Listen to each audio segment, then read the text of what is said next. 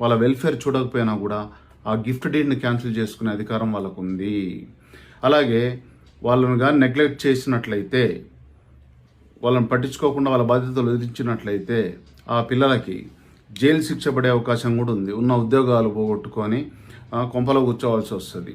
మనం పిల్లం మాటలేనో భర్త మాటలేనో మన పేరెంట్స్ని నెగ్లెక్ట్ చేసినట్లయితే. అలాగే సీనియర్ సిటిజన్స్ కొడుకు దగ్గర మాత్రమే కాదు, కూతురు దగ్గర నుంచి కూడా మెయింటెనెన్స్ క్లెయిమ్ చేసుకునే అధికారం వాళ్ళకు ఉంది. కాబట్టి అనాథాశ్రమాల్లోనో లేకపోతే రోడ్డు మీద తల్లిదండ్రులను వదిలేయాలనుకునే నీచమైన ఆలోచన ఉన్న పిల్లలు దాన్ని వదిలిపెట్టండి. తల్లిదండ్రుల యందు దయలేని పుత్రుండు పుట్టనేమి వాడు గిట్టనేమి, పుట్టలోని చదువులు పుట్టవా గిట్టవా, విశ్వదాభిరామ వినరవేమ అని వేమన మహాత్ముడు ఏ రోజో చెప్పాడు. మరి నాయన, మనం బతికుండంగా మన తల్లిదండ్రులు రోడ్డు మీదకి వచ్చారంటే అట్లాంటి పిల్లలు ఉన్నా ఒకటే, సచ్చినా ఒకటే. కాబట్టి అది జ్ఞానం తెచ్చుకోండి. మన పిల్లలకు తాత